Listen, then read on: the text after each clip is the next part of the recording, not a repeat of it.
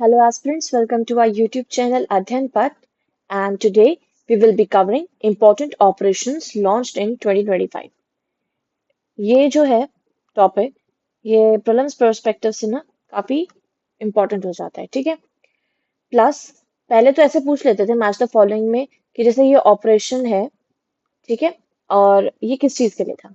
लेकिन अब थोड़ा सा ट्रेंड चेंज हो रहा है, तो मे बी ऑपरेशन से रिलेटेड इंफॉर्मेशन आपसे पूछ ले या फिर एग्जैक्ट डेट आपसे पूछ ली जाए, ठीक है। जिसकी डेट मेंशन है हम डेट मेंशन कर देंगे, वेरएज अगर आप क्रोनोलॉजिकली पूछ लें तो क्रोनोलॉजिकली हमें देखना है, ठीक है। तो अभी हम स्टार्ट करते हैं। इसमें ये सारे जो हमारे टॉपिक्स हैं, राइट, कि क्रोनोलॉजिकली वो कैसे हैं, उनकी डेट क्या है, उनकी इन्फॉर्मेशन जो इंपॉर्टेंट है उसमें पता होनी चाहिए, वो इसमें कवर हो जाएंगी। ये वन शॉट वीडियो है इंपॉर्टेंट ऑपरेशन जो भी 2025 में हुए हैं, ठीक है। इसको देखने के बाद जनरली आपके सारे ही क्वेश्चंस अगर रिलेटेड टू 2025 ऑपरेशन से रिलेटेड जो भी होंगे वो आप कर सकेंगे, ठीक है। तो हम स्टार्ट करते हैं। हम इंडिया के पहले देखेंगे ऑपरेशन काला नेमी। तो इसकी लॉन्च डेट है 2025। आपको ये लॉन्च डेट याद रखनी है। आपको ये जो 4 पैरामीटर्स है ना, launch date, objective, outcome, recent development, इन चीजों पे ध्यान देना है। वेरएस आपको किस चीज पे अगर कोई इंपॉर्टेंट पॉइंट होगा, स्टार मार्क होगा, वो मैं इसमें ऐड करवा दूंगी, जिसका ध्यान देना होगा, ठीक है। तो अभी हम स्टार्ट करते हैं। फर्स्ट है ऑपरेशन काला नेमी। 1 जुलाई 2025 में ये हुआ है। Secondly, it is a crackdown initiative by the Uttarakhand government, ठीक है। उत्तराखंड गवर्नमेंट उत्तराखंड गवर्नमेंट द्वारा इसको लॉन्च किया गया है। क्यों, ये देखना है। Crackdown on individuals impersonating religious figures to exploit devotees. Outcome क्या है? 5,500 individuals question, 14 arrests including Bangladeshi nationals. Recent development, continued efforts to maintain the sanctity of the religious practices in Uttarakhand. तो इसमें इंपॉर्टेंट आपको जो याद करने की चीज है वो ये है कि लॉन्च डेट है जुलाई 2025 में हुआ है। किस गवर्नमेंट ने किया है? उत्तराखंड गवर्नमेंट ने किया है।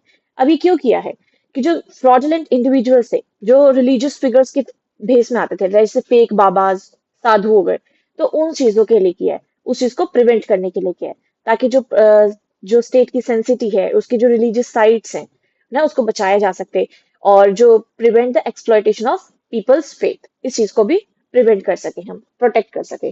तो इसीलिए ये ऑपरेशन जारी किया गया है उत्तराखंड गवर्नमेंट ने, ठीक है। नेक्स्ट है ऑपरेशन शिवा, ठीक है। अब ये देखना है, इसकी एग्जैक्ट डेट दे रखी है जुलाई 3 2025। ऑपरेशन शिवा ये क्या है? अब शिवा से आप याद रख सकते हैं।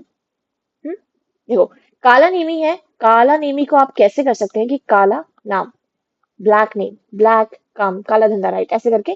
किससे काला धंधा क्या है कि वो जो अलग अलग भेस में आते थे, जैसे फेक बाबा, साधु, मतलब रिलीजियस फिगर्स को एक्सप्लॉइट कर रहे थे, ठीक है। तो आप इसको ऐसे करके याद करें। अब नेक्स्ट देखिए, ऑपरेशन शिवा जो है, शिवा ये है अमरनाथ यात्रा, उससे रिलेटेड है, ठीक है, अमरनाथ यात्रा से। तो ये इसका ऑपरेशन ये कब लॉन्च हुआ? जुलाई 3 2025 में। अभी हम देखते हैं। To ensure the safety of pilgrims during the Amarnath Yatra, deployment of 8,500 troops, installations of counter unmanned aerial systems along the pilgrimage routes. The operation continues to provide robust security measures for the ongoing yatra. अब हम इसमें यहाँ ध्यान देना है कि ये इसकी लॉन्च डेट क्या है? जुलाई 3 2025, ठीक है, जुलाई 3 2025। सेकेंडली, हम इसमें जो इम्पोर्टेंट चीज है वो यही है कि अमरनाथ यात्रा जो होती है उसमें जो लोगों की सेफ्टी के लिए, क्योंकि उससे पहले क्या हो चुका है, अब हमारा ऑपरेशन जो पहलगाम अटैक हुआ था उसकी वजह से ऑपरेशन सिंदूर, तो कहीं ना कहीं उस चीज की टेंशन थी। और ये अमरनाथ यात्रा जो है ये कहाँ होती है? जम्मू एंड कश्मीर में, ठीक है। और वो जो पहलगाम अटैक हुआ था वो भी जम्मू एंड कश्मीर में, ऑपरेशन सिंदूर में जो बॉर्डर एरिया है जिसमें जम्मू एंड कश्मीर भी आता है, तो वो इन्वॉल्व था। इसीलिए यहाँ पे सिक्योरिटी थोड़ी अच्छी करने के लिए उन्होंने ये ऑपरेशन शिवा लॉन्च किया था, जो कि अमरनाथ यात्रा में जो लोग हैं उनकी सेफ्टी के लिए। तो इसमें आपको ये देखना है कि अमरनाथ यात्रा जो है ये 30 डेज की पिलग्रिमेज होती है। हमें ये पता होना चाहिए, 30 डेज, 38 डेज की। कभी कभी 40 हो जाती है, लेकिन आपको याद रखिए समर्स में खुलती है। तो अब की बार डेट क्या थी? जुलाई 3 से अगस्त 9 तक, अगस्त 9 इसकी डेट थी। तो जो सोल्जर्स थे ये बता रहा है कि 8500 ट्रूप्स थे, राइट। तो जनरली वो कौन से रास्ते पे थे? नुनवान पहलगाम रोड, नुनवान पहलगाम रूट पे और बलताल रूट पे, बलताल रूट पे।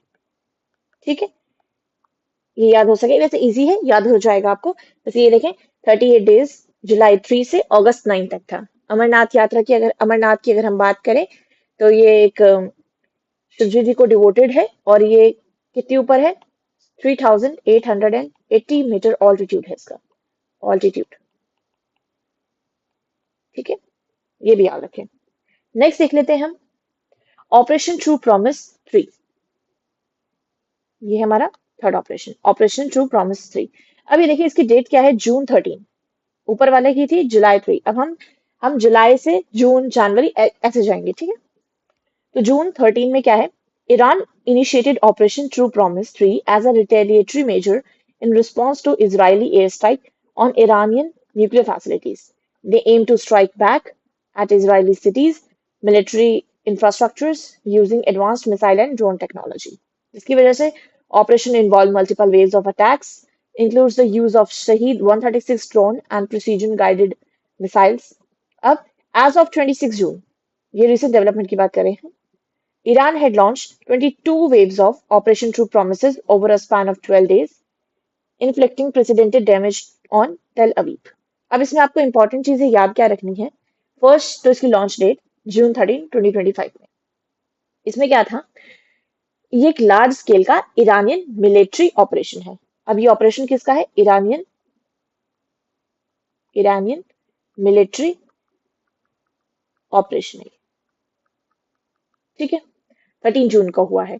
ये किसके retaliation? For the Israeli air strike. Israel ने एयर स्ट्राइक किया था, जिसकी वजह से जो ईरान का, अब इसमें जो है नतंज न्यूक्लियर फैसिलिटी, ईरान की नतंज, जब एयर स्ट्राइक किया था तो नतंज न्यूक्लियर फैसिलिटी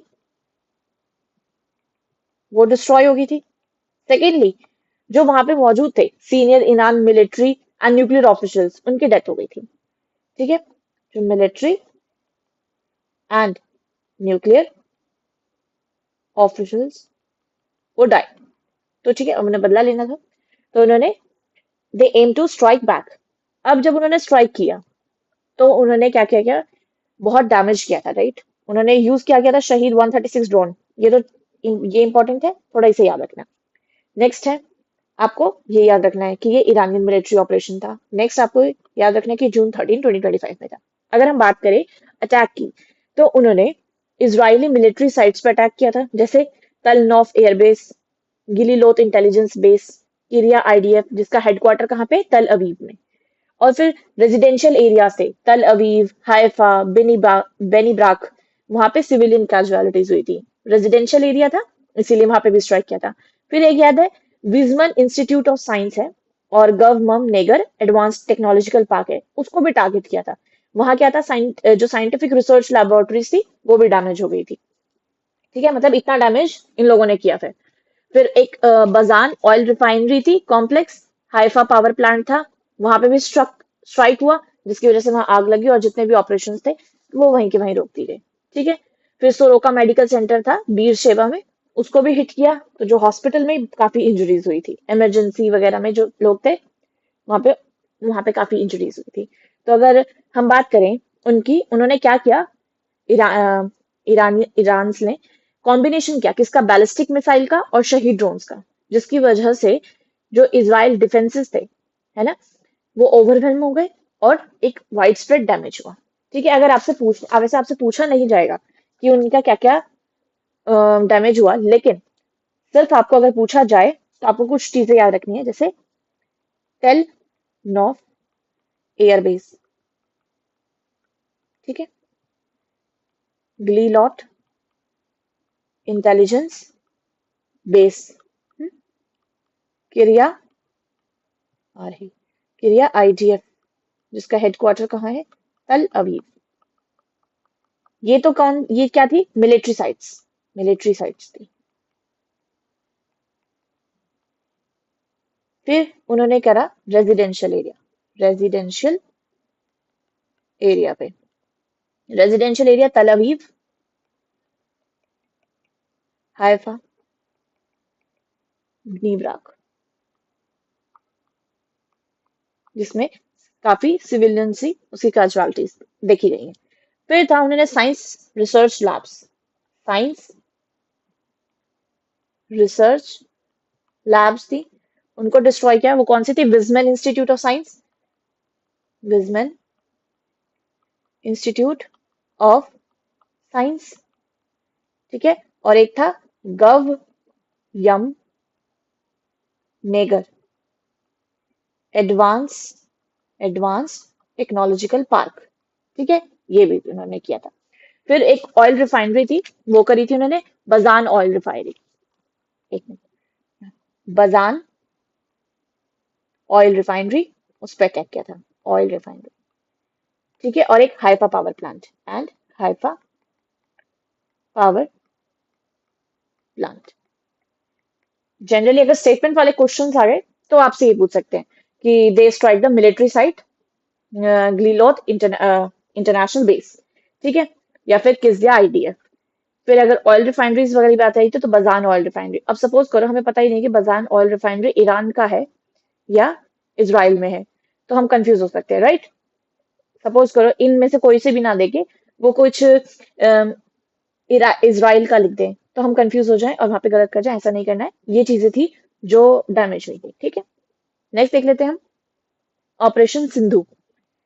इसकी लॉन्च डेट याद करनी है हमें। इट्स 18 जून 2025। अब क्या हुआ था, जैसे कि ईरान एंड इसराइल में कॉन्फ्लिक्ट चल रहे थे, तो इवैक्यूएट इंडियन नेशनल्स। अब आपको बस इसमें यही याद रखना है कि ईरान और इसराइल के, जैसे अब देखो, ये किया था इन्होंने जून 13 को। अब वहां पे अटैक चल रहे थे, है ना, और 12 दिन तक कुछ ऐसा हुआ। तो जून 18 को इंडियंस को बुलाया गया वापस, है ना। तो उस ऑपरेशन को कहा है ऑपरेशन सिंधु। तो 4,415 individuals evacuated without any fatalities or injuries, ठीक है।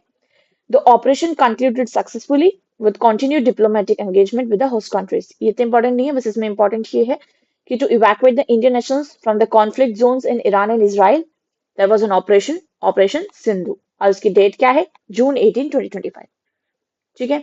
नेक्स्ट है operation Keller. It was by the Indian army, by Indian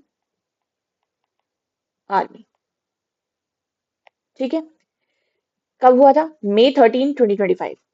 Eliminate terrorist elements in Shopian districts of Jammu and Kashmir.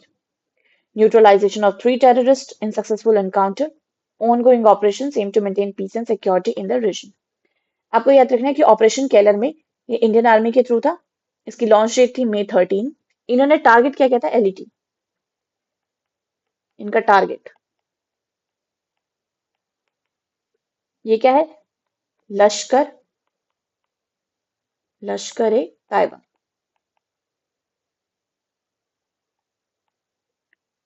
Terror terror cell, ठीक है। ये इनका target था, which was based on the information of the specific intelligence input राष्ट्रीय rifle unit, ठीक है। तो और ये कहाँ पे लोकेटेड था? Shopian district of Jammu and Kashmir.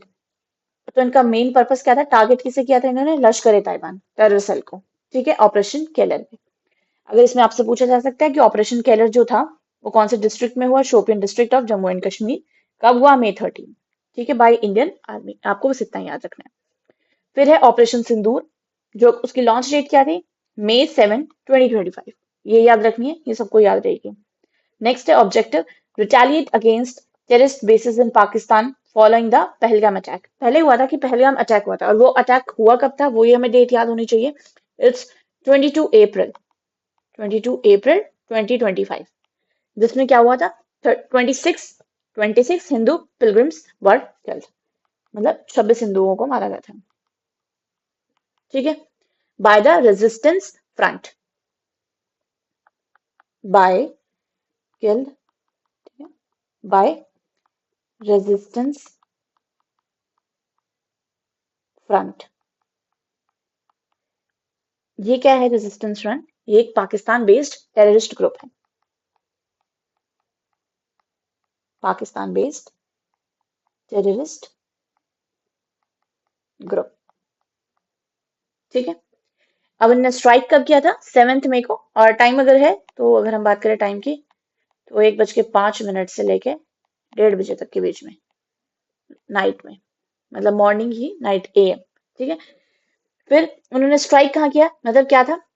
Air strike on various terrorist bases in Pakistan. अगर हम लोकेशन की बात करें तो 9 लोकेशन थी, 9 location across Pakistan and POK। ठीक है, फर्दर ऑपरेशंस में considered based on the evolving security situations. अगर ये बता रहा है कि इसमें रिसेंट डेवलपमेंट्स में कि अगर कुछ भी ऐसा मिलता है जो सिक्योरिटी को टाइट करने के लिए, तो आगे और भी ऑपरेशन ऐसे हो सकते हैं। बट आपको अगर ऑपरेशन सिंदूर से रिलेटेड है तो आपको डेट याद रखनी है। ये हुआ कब था? It's on May 7। Okay, on retaliation of the Pahalgam attack, जो कि हुआ था 22 अप्रैल 2025 में। इसमें 26 हिंदू मारे गए थे। और किसने किया था? ये रेजिस्टेंस फ्रंट ने, जो कि एक पाकिस्तान बेस्ड टेररिस्ट ग्रुप है। वेरएस अगर हम बात करें सीज फायर की, तो वो 10 मई को हो गई थी। और उसमें सबसे बड़ा रोल प्ले किसने किया था? US के डोनाल्ड ट्रंप ने। उन्होंने सीज फायर किया था। तो सीज फायर की डेट अगर आपसे पूछ ली जाए तो इट्स 10 मई। ठीक है, नेक्स्ट देख लेते हैं ऑपरेशन शील्ड। ये इसकी डेट याद रखनी है आपको, May 31। ठीक है, Operation Shield May 31, 2025। Conduct a mock drill for civil security in states bordering Pakistan. मतलब एक तरीके से उनकी सिक्योरिटी के लिए जो बॉर्डरिंग स्टेट्स थी पाकिस्तान से, उनमें मॉक ड्रिल कराया था। Successful execution of drill, enhancing preparedness for potential threats. Plans for similar exercises are being considered to further bolster civil security. Okay, इसमें कुछ नहीं है, ऑपरेशन शील्ड है। उसकी लॉन्च डेट आपको याद करनी है, May 31, 2025। और ये एक मॉक ड्रिल था for the security in states bordering Pakistan. Okay, फिर आता है ऑपरेशन चक्र 5। इसकी डेट याद करनी है, May 25, 2025। May 25, 2025। अब ये क्या है? ऑपरेशन चक्र, crack down on the cyber crimes, specially digital eavesdropping scams. जो डिजिटल स्कैम्स होते हैं ना लोगों के साथ, उस चीज को, जो साइबर क्राइम्स होते हैं उनको क्रैक डाउन करने के लिए ये ऑपरेशन लॉन्च किया था। ये एक मल्टीफेज इनिशिएटिव था, किसके? By by the CBI, crime branch, है ना, सीबीआई के थ्रू था ये। Aimed at dismantling the transactional जो साइबर क्राइम्स थे, उन चीजों को। अब उनका देखना है हमें टारगेट। इसमें इंपॉर्टेंट क्या है? टारगेट, वो मैं बताती हूँ आपको। टारगेट क्या करा था इन्होंने? Mule bank account, mule bank account. ठीक है, नेक्स्ट फेक टेक्नोलॉजिकल, है ना, supplied scam, financial fault, sorry, fraud network, financial fraud network. ठीक है, identification and dismantling of financial networks linked to the cyber crimes. Ongoing investigation aims to apprehend key operatives involved in the cyber crimes. उनका target था mule bank account, fake tax supplementary scams and financial fraud networks. उसमें उन्होंने कर भी लिया था। ठीक है, जून में I think mule bank account थे। ठीक है, उन्होंने कर लिया था। 42 साइट्स पकड़ी गई थी, जैसे राजस्थान, दिल्ली, उत्तर प्रदेश, उत्तराखंड, है ना, हरियाणा, इन सब में मिला के अराउंड अप्रोक्सीमेटली 42 साइट्स थी। ठीक है, और कितना पकड़ा गया? 8.5 लाख ओवर, ठीक है, अकाउंट्स थे। मतलब कहा किसने में? प्लस 700 प्लस बैंक ब्रांचेस में 8.5 लाख म्यूल बैंक अकाउंट्स मिले हैं। ठीक है, और कितने बैंक में ना? 700 प्लस ब्रांचेस होंगी ऐसी, और कितनी साइट्स में? 42 साइट्स में। वेर जो ये फेक टैक्स राइट स्कैम था ना, ये भी मिला है फर्स्ट आइडिया, एक नोएडा की फर्स्ट आइडिया, ये एक नोएडा में थी। ठीक है, ये इसके अंडर थी। और फाइनेंशियल फ्रॉड नेटवर्क्स थे कुछ, उनको पकड़ा गया। ठीक है, अगर आपसे पूछ लिया जाए इसमें इंपॉर्टेंट चीज एक और, ये तो टारगेट से म्यूल बैंक अकाउंट, ठीक है, fake tax scams and financial fraud networks. अगर आपसे बात करें इंटरनेशनल पार्टनर्स कौन थे इस टाइम पे, क्योंकि देखो 40 कुछ मिलियन डॉलर्स का स्कैम बाहर से भी हो रखा था। ठीक है, तो इंटरनेशनल पार्टनर्स इनमें कौन थे? एफबीआई थी, जो कि एक यूएसए की कंपनी है, यूएसए की ब्रांच, और एक है national crime agency, NCA. NCA national crime agency किसकी है? ये यूके की। और माइक्रोसॉफ्ट कॉर्पोरेशन, माइक्रोसॉफ्ट कॉर्पोरेशन, ये इंटरनेशनल पार्टनर्स थे किस ऑपरेशन में? ऑपरेशन चक्र, जो कि किसने लॉन्च किया था? It was by CBI on date 25 May. ठीक है, फिर नेक्स्ट देखते हैं हम ऑपरेशन ब्रह्मा। ये कब हुआ था? मार्च 2025, और इसकी डेट थी 28। ठीक है, 28 मार्च 2025 में। इसमें क्या था? Provide medical assistance to Myanmar earthquake. अब वहां पे म्यांमार में 28 मार्च को अर्थक्वेक आया था 7.7 मैग्नीट्यूड स्केल का। ठीक है, तो उसमें वजह से काफी डिस्ट्रक्शंस हो गई थी। तो deployment of medical teams and relief supplies to affected areas, continued support and aim to Myanmar in the aftermath of the disaster. अब आपको इसकी डेट याद रखनी है। ऑपरेशन ब्रह्मा किसके लिए हुआ था? 28 मार्च को हुआ था for the medical assistance to the Myanmar earthquake victims. और अर्थक्वेक कितने उसका आया था? 7.7 का। ये तो नॉर्मल चीज है, याद रख लेना, हो भी जाएगी। ठीक है, फिर नेक्स्ट हमें इसमें क्या जो चीज है वो याद करने की, वो ये है कि मैं आपको ऐसे बता देती हूँ। Let me page. इसमें काफी इंफॉर्मेटिव चीज है। ठीक है, ऑपरेशन ब्रह्मा की बात करें हम, 28 मार्च को हुआ था। ठीक है, अब इसमें अगर बात करें तो इट मेडिकल रिलीफ के लिए था म्यांमार में, म्यांमार में, क्योंकि वहां पे अर्थक्वेक आया था 7.7 मैग्नीट्यूड का अर्थक्वेक। ओके, नेक्स्ट हमें देखना है अब क्या किया था इंडिया ने? Bed 60 bed medical treatment centre, medical treatment centre. Okay, फिर 118 मेंबर की टीम बनाई थी, 118 मेंबर की टीम बनाई थी उन्होंने। कहां से? एक एलिट शत्रु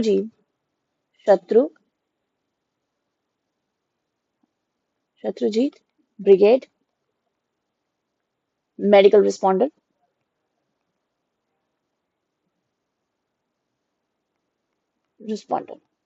ठीक है, और इसको लीड कौन कर रहा था? एक मेंबर की टीम बनाई थी, team Shatrujeet brigade medical responder. और इसको जो रिस्पॉन्ड कौन कर मतलब लीड कौन कर रहा था? अगर हम कहेंगे, it was led by the lieutenant colonel Jagneet Gill. Jagneet Gill important हो सकता है। ठीक है, तो हमें याद होना चाहिए। नेक्स्ट है, उन्होंने कितने लोगों को ट्रीट किया? Around 2500 people were treated. Next है 65 मेजर सर्जरीज थी। ये कुछ इंपॉर्टेंट चीज है, बाकी तो आप आइडिया लगा लेंगे, वैसे ये पूछा नहीं जाएगा, but it was like approximately 2500 people were treated, 65 major surgeries करी थी। नेक्स्ट इंपॉर्टेंट चीज हमें याद करनी है, वो है 656 ठीक है, टन ऑफ एड,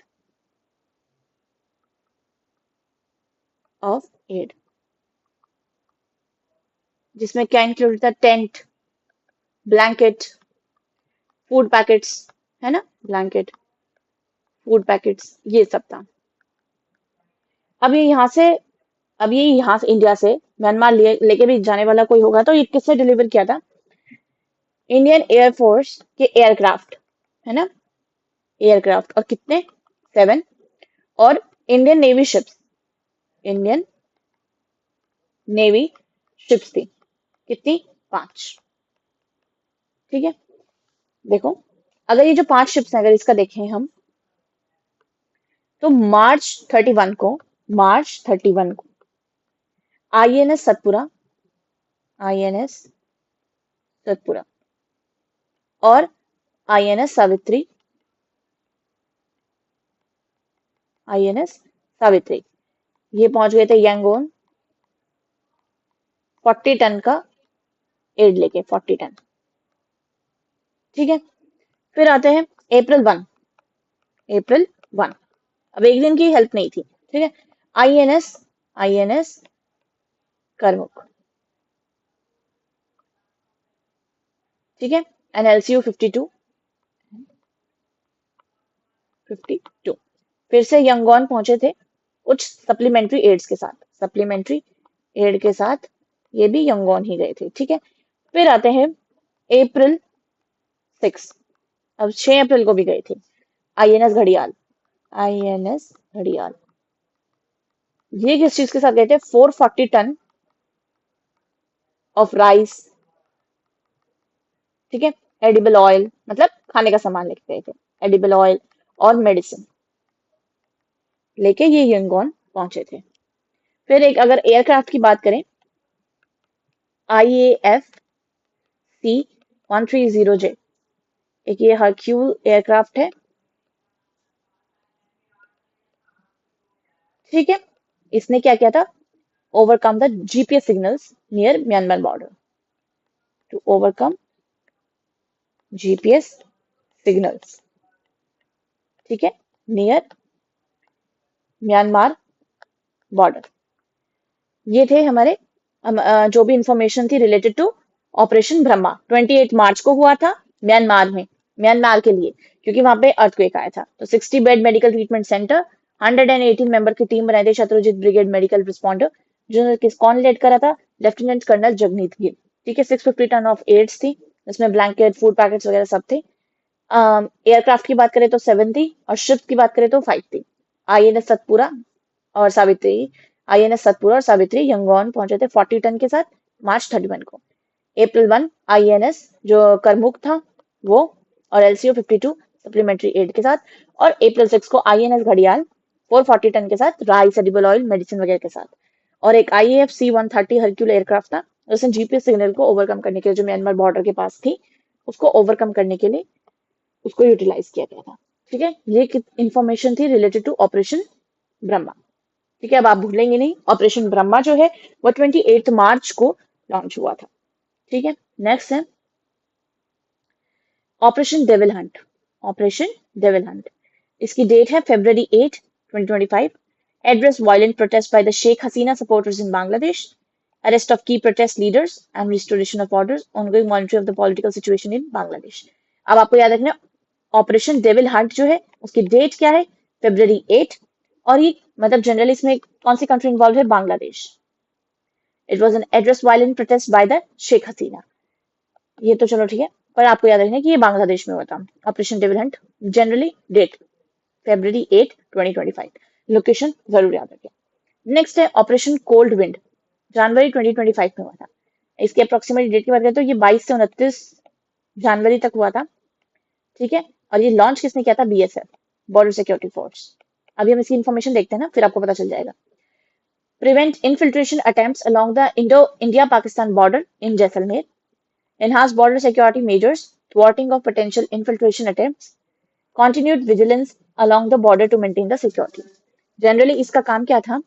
उन्होंने क्या करना था, जो इंडिया पाकिस्तान का बॉर्डर है, जैसलमेर नहीं, सिर्फ राजस्थान लगा लो, राजस्थान में जो इंडिया पाकिस्तान का बॉर्डर था उस पे जो भी हमारी डिस्ट्रिक्ट है, जैसे जैसलमेर हो गई, जैसलमेर, बाड़मेर, बीकानेर,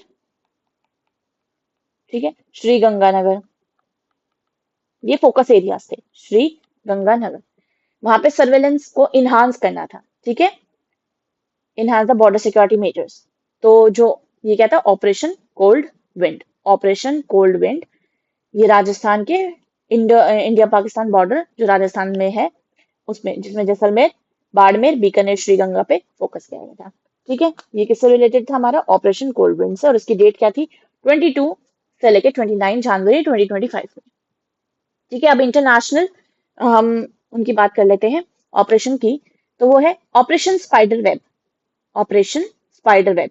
इसकी डेट याद रखें, June 1, 2025, June 1, 2025। ये था Ukraine's largest drone attack on Russian military airbases, destruction of 10 to 11 Russian military aircraft including Tu-95MS and Tu-22 M3 bombers।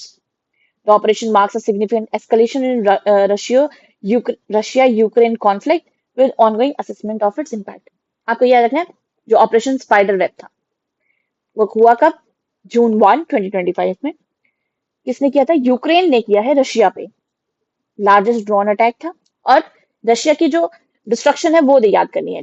10 to 11 military aircraft और इंक्लूडिंग क्या, 295 MS और T2।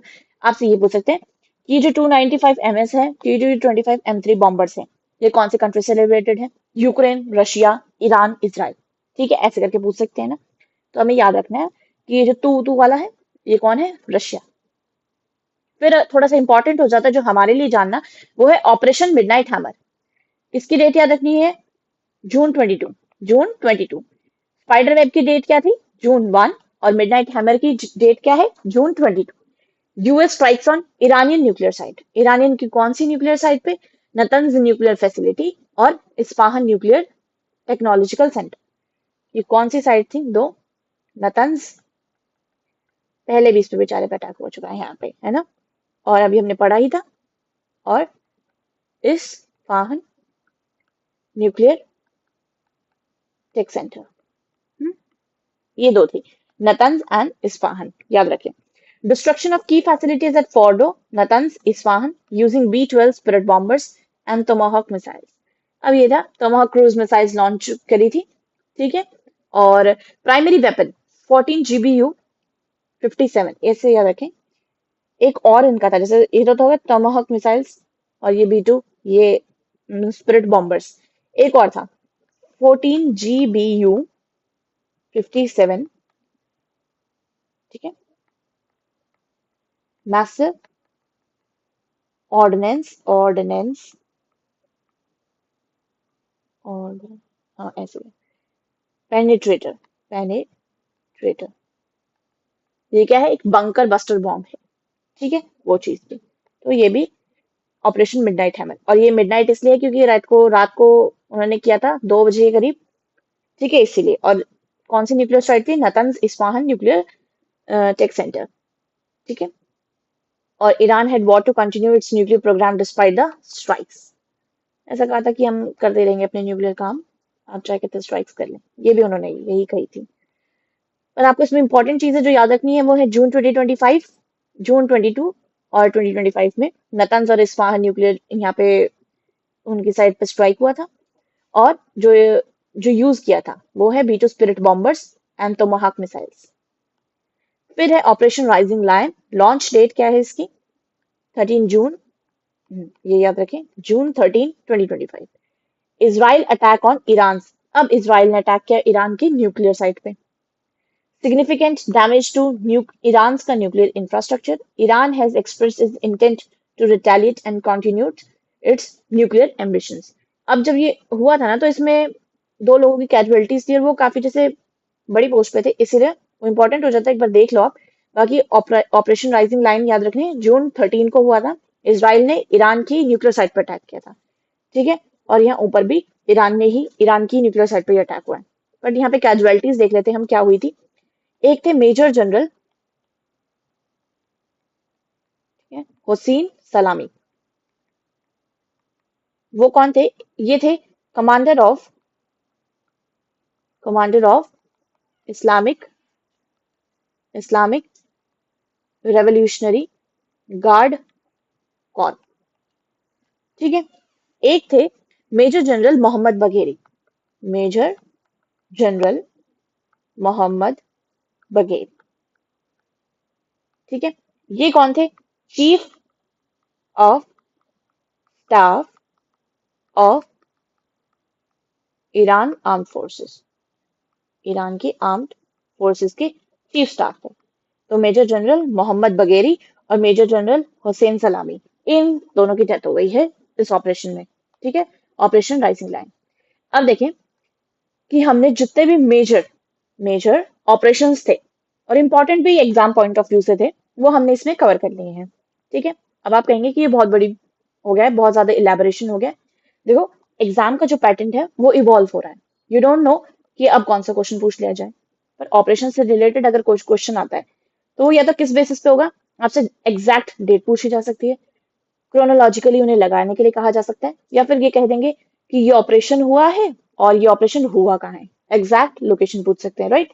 या फिर प्रॉपर ऑपरेशन के बारे में पूछा, जैसे ऑपरेशन ब्रह्मा के बारे में ही पूछ लिया जो कि म्यांमार का था, और उसकी डिटेल्स आपसे पूछ सकते हैं, ठीक है। तो इसीलिए ये इम्पोर्टेंट हो जाता है हमारे लिए जानना हर इंफॉर्मेशन को।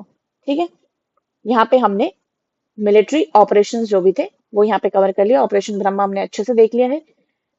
ये लेफ्टिनेंट कर्नल जगमीत गिल है ना, ऐसी ऐसी चीजें हमने जो एग्जाम पॉइंट ऑफ व्यू से इंपॉर्टेंट थी वो हमने कवर कर ली है। एक ही शॉट में हमारे जितने भी मिलिट्री ऑपरेशंस थे वो हमने इसमें कवर कर लिया है। तो डू लाइक दिस वीडियो, और ये पीडीएफ मैं अपने टेलीग्राम में डाल दूंगी, और मैंने बाकी भी जो टर्मिनोलॉजीज और बुक्स एंड ऑथर्स की थी वो भी इसके साथ वो भी इसके साथ पीडीएफ डाल दूंगी, आप इसमें देख लेना। ठीक है, एक तो मैं आपका यही पीडीएफ वर्जन डाल दूंगी जो इसमें मैंने एक्स्ट्रा पॉइंट्स भी कर रखे हैं, और एक दूसरा अगर आपको प्रिंट आउट निकलवाना हो तो वो चीज का भी मैं डाल दूंगी, आप देख लेना उसे। ठीक है, do like this video and share with the students who are preparing for UPPCS prelims 2025, क्योंकि उस टाइम इसके लिए बहुत इंपॉर्टेंट है, लेकिन आने वाले सभी एग्जाम्स के लिए भी ये इंपॉर्टेंट है उतना ही। And subscribe our channel for more such videos. Thank you guys, meet you in the next.